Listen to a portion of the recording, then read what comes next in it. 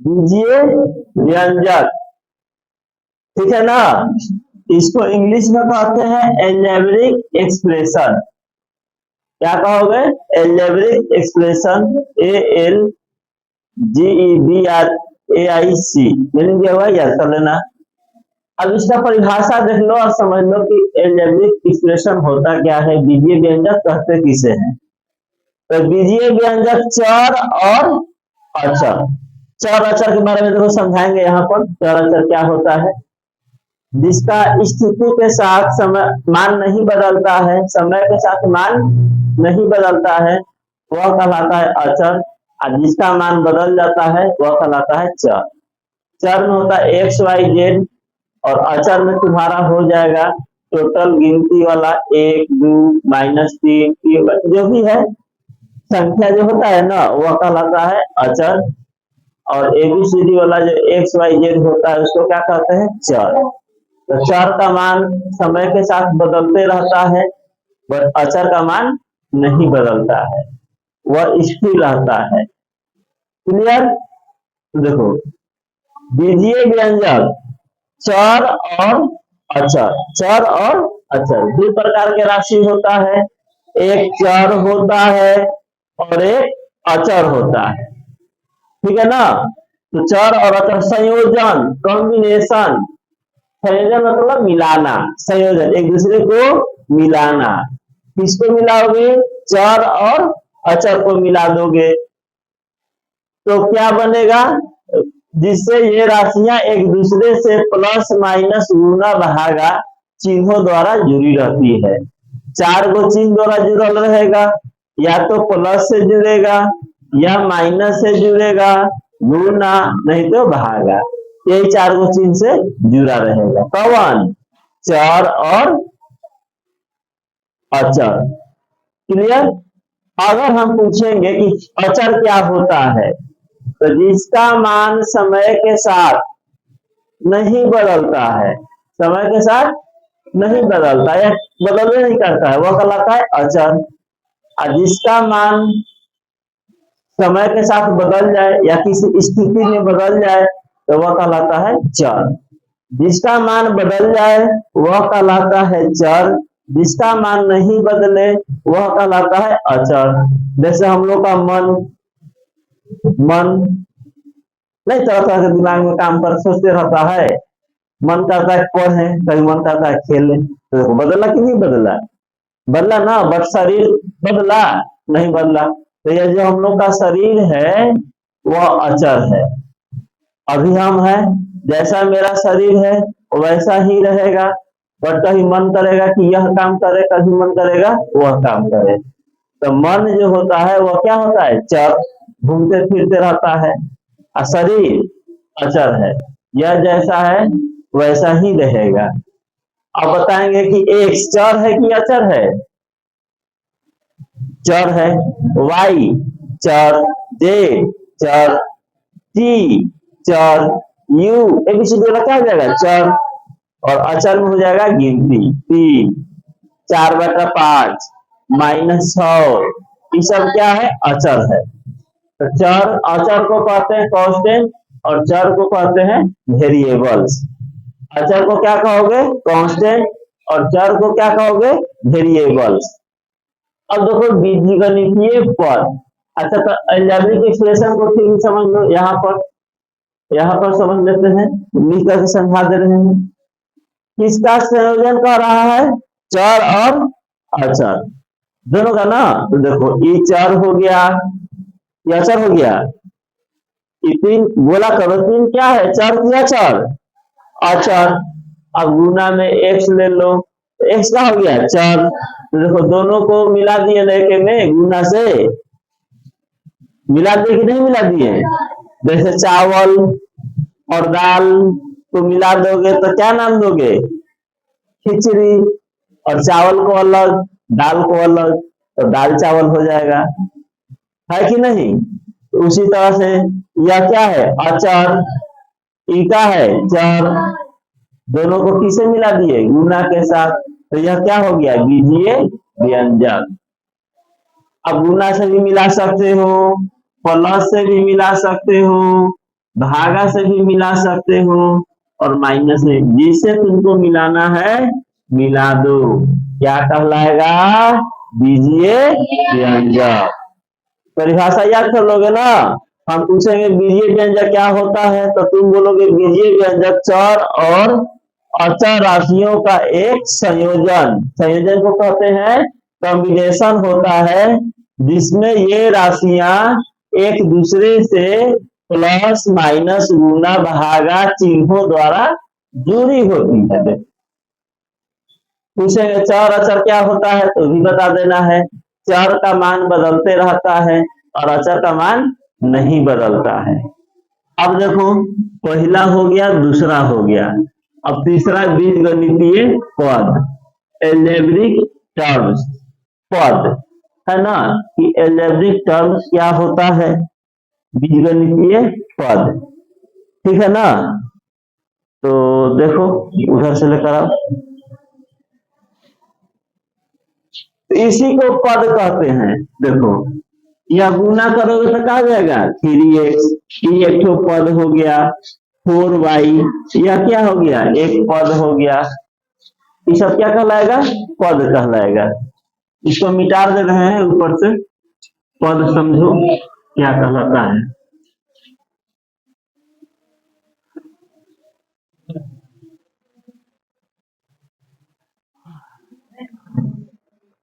बीजगणितीय पद, algebraic terms. पद जो होता है वह दो चीज से अलग होता है, या तो पद प्लस से अलग होगा और नहीं तो पद माइनस से अलग होगा। प्लस या माइनस दुइयों से अलग होगा। जैसे अगर देखो यहाँ लिखेंगे 3xy, तो यह एक ठो पद है। कितना पद है? एक पद है। बीच में का के सिंबल है गुना, 3 गुने x गुने y। तो गुना से पद अलग नहीं होता है, पद का से अलग होता है प्लस या माइनस, गुना से अलग नहीं होता है, ठीक है ना। याद करो, पद किससे अलग होता है? तो माइनस या प्लस, न तो गुना से अलग होगा और न ही धागा से अलग होगा। क्लियर है? तो पद यह हो गया, ठीक है। यह क्या हो गया? पद। अब इसको देखो, 3 प्लस x माइनस वाई, तभी अलग हो गया। क्यों अलग हुआ? क्योंकि इसके साथ प्लस और माइनस दिया जा रहा है, ठीक है ना। एक मिनट, तो पद किस चीज से अलग होता है? प्लस या माइनस। याद रहेगा ना। हम अगर पूछेंगे कि क्या गुना से पद अलग होता है, तो नहीं। भागा से पद अलग होता है, नहीं। तो पद किससे अलग होता है? तो प्लस या माइनस, ठीक है। तो इसमें एक पद, दो पद, 3 गो पद हो गया। कै गो पद हो गया? 3 गो। इसके ऊपर वाला में सिर्फ एक गो पद है, यह एक ही पद है, क्योंकि कहीं प्लस माइनस नहीं दिखाई दे रहा है। क्लियर? अब देखो, तो पद बीजगणितीय पद, एल्जेब्रिक टर्म्स, क्लियर। अब देखो बीजगणितीय व्यंजकों के प्रकार, कई प्रकार के होता है। कभी जूनियर क्लास में पढ़ रहे हो, एकदम शुरू से पढ़ रहे हो तो थोड़ा बहुत पढ़ाएंगे, ऊपर क्लास में जाओगे तो और पढ़ोगे। तो अभी तुम पढ़ोगे केवल पद के अनुसार। किसके अनुसार? पद के अनुसार। फिर आगे पढ़ोगे घात के अनुसार, ठीक है ना। अभी सिर्फ जितना तुम लोग के सिलेबस में है उतना ही। बीजगणितीय व्यंजकों के प्रकार किस अनुसार? पद के अनुसार। तो एक पदी, इसको इंग्लिश में कहते हैं मोनोमियल एक्सप्रेशन। दूसरा हो गया द्विपदी व्यंजक, बाइनोमियल एक्सप्रेशन। तीसरा हो गया त्रिपदी व्यंजक, ट्रिनोमियल एक्सप्रेशंस। एक हो गया बहुपदी, पोलिनोमियल, ठीक है ना, पोलिनोमियल। अब यहाँ पर एक का वो करके समझेंगे, एक पद जिसमें एक वो पद हो, जिसमें क्या हो? एक ही वो पद हो, उसे कहते हैं एक पदी। इंग्लिश में मोनोमियल एक्सप्रेशन कहा जाएगा। मोनोमियल एक्सप्रेशन जैसे में देख लो 3x, इसमें क्या वो है? अकेला है, तो ई मोनोमियल हो गया, एक पदी व्यंजक कहलाएगा। 4xyz ई कै पदी है? एगो है। कितना है? कहीं तुमको पद तो प्लस माइनस से अलग होता है, इससे अलग होता है। इसमें कहीं प्लस माइनस दिख रहा है, इसमें कहीं पद है नहीं दिख रहा है, नहीं ना दिख रहा है, तो ये एके में है, बंटवारा नहीं हुआ है। बंटवारा होता है तब ना प्लस माइनस होगा, तो ये एके में है, तो ये क्या कहलाएगा? एक पदी व्यंजक। ये क्या कहलाएगा? एक पदी व्यंजक। क्लियर? जिसमें एगो पद है, बोलो यह क्या है? एक पदी व्यंजक। चालू कर दो, एक पदी व्यंजक। 5 क्या है? एक पदी व्यंजक यानी मोनोमियल। इसमें एक ही गो पद है, एक ही गो है। अब आते हैं दूसरा, द्विपदी।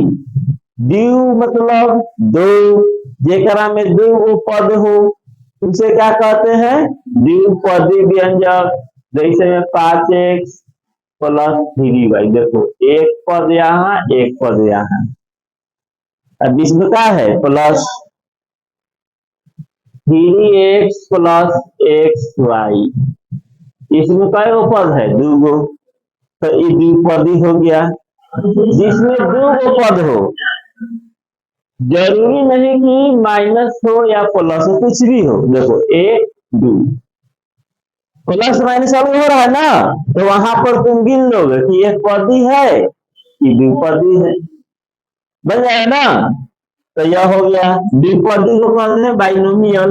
जिसमें तीन गो हो, देखो x plus y minus z, कै गो है? 3 गो है। 4x plus 3y plus 2z, कै गो है? जोर से बोलो। 3 गो पद, 1 2 3, तो यह तुम्हारा कहलाएगा त्रिपदी। ठीक है ना? ट्रिनोमियल एक्सप्रेशंस। क्लियर है ना? अब देखो चौथा, बहुपदी व्यंजक।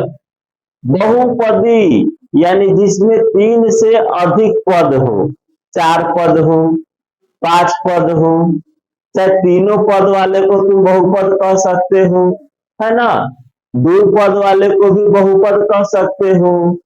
क्लियर? ये ऊपर क्लास में पढ़ोगे कि बहुपद होता क्या है।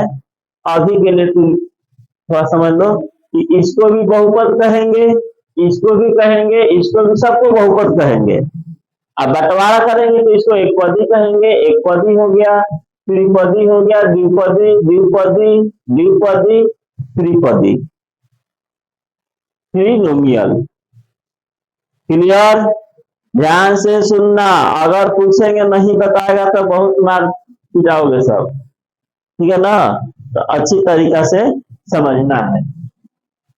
अब देखो पांचवा, गुणनखंड। तो गुणनखंड कैसे पढ़वे किए हो तुम लोग? पढ़े हो ना गुणनखंड? तो बहुत ही आसान है। गुणनखंड क्या होता है समझ लो। जैसे अगर हम कहेंगे कि 12 को हम लिख सकते हैं 4 गुने 3, 6 गुने 3, सॉरी 6 गुने 2, और कुछ लिख सकते हो 12 गुने 1, और कुछ लिख सकते हो 3 गुने 4, तो क्या लिखे 4 गुने 3, फिर अगर तुम सीधा करके लिखेगा नहीं ना। तो हम यहाँ पर कह सकते हैं कि 4 12 का गुणनखंड है, 3 12 का गुणनखंड है, 6 12 का गुणनखंड है, 2 12 का। बात समझा गया? गुणनखंड को कहते हैं फैक्टर। अब जैसे तुमसे पूछा जाए 5xy, तो क्या हम इसको लिख सकते हैं 5 गुने x गुने y? लिख सकते हो ना, क्योंकि बीच में तो का सिंबल है? गुना का, कोई सिंबल नहीं। इसका मतलब का के सिंबल है गुना का सिंबल है 5xy, तो 5 गुने x गुने y, 5 गुने x गुने y, तो कहेंगे 5 इसका गुणनखंड है, 1 इसका गुणनखंड है, y इसका गुणनखंड है, जैसे वहां था, है ना। अब देखो यहाँ पर गुणांक, लास्ट पॉइंट है गुणांक। गुणांक को इंग्लिश में कोफिशिएंट कहते हैं। मीनिंग पर ध्यान देना है, COEFFICIENT कोफिशिएंट। अब गुणांक क्या होता है, तो गुणांक भी दो प्रकार के होता है, एक होता है अक्षर गुणांक और एक होता है अंक गुणांक। अंक गुणांक को इंग्लिश में न्यूमेरिकल कोफिशिएंट कहेंगे और अक्षर गुणांक को लिटरल कोफिशिएंट कहा जाता है। मीनिंग याद कर लेना, ठीक है। अंक गुणांक को क्या कहोगे, न्यूमेरिकल कोफिशिएंट, और अक्षर गुणांक को लिटरल कोफिशिएंट कहा जाता है। क्लियर है ना। अब देखो यहाँ पर समझ लो, अब जैसे यहाँ पर 3x हो गया, तो यह 3 भी गुणांक है और x भी गुणांक है। 3 किसका गुणांक है, x का, x किसका गुणांक है, 3 का।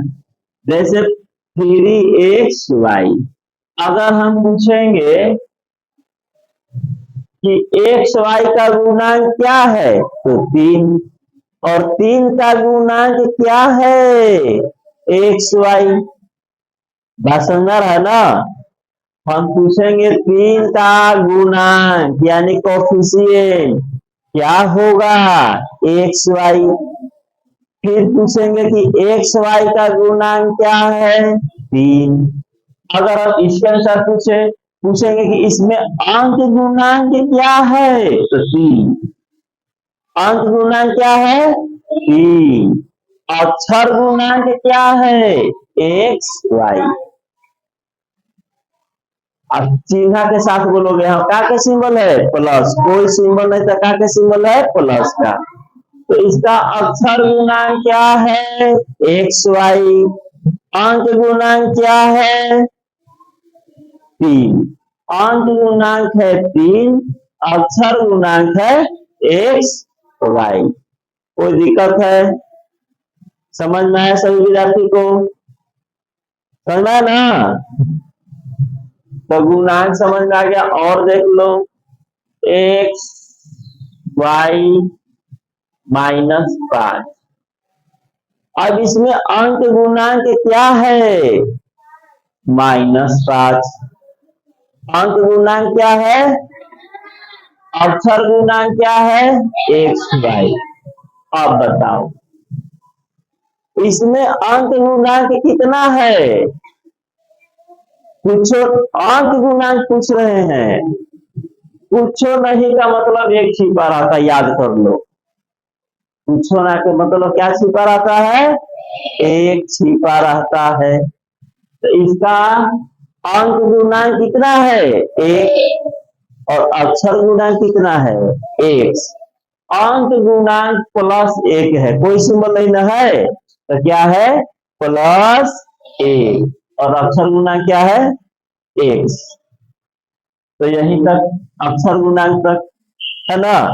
अभी का तुम लोगों का काम है, हम पूछेंगे गुणनखंड तो तुम कहोगे फैक्टर, हम कहेंगे गुणांक तुम कहोगे कोफिशिएंट, हम बोलेंगे अंक गुणांक तुम कहोगे न्यूमेरिकल कोफिशिएंट, हम बोलेंगे अक्षर गुणांक तुम कहोगे लिटरल कोफिशिएंट, हम पूछेंगे बीजीय व्यंजक तुम कहोगे अलजेब्रिक एक्सप्रेशन। मीनिंग याद नहीं करना है, केवल उसका इंग्लिश में नाम याद करना है कि बीजीय व्यंजक को क्या कहा जाता है, अलजेब्रिक एक्सप्रेशन, ठीक है ना। गुणनखंड को क्या कहते हैं, फैक्टर। एक पदी को क्या कहते हैं, मोनोमियल। द्विपदी को क्या कहेंगे, बाइनोमियल। त्रिपदी को क्या कहेंगे, ट्रिनोमियल एक्सप्रेशन, त्रिपदी व्यंजक।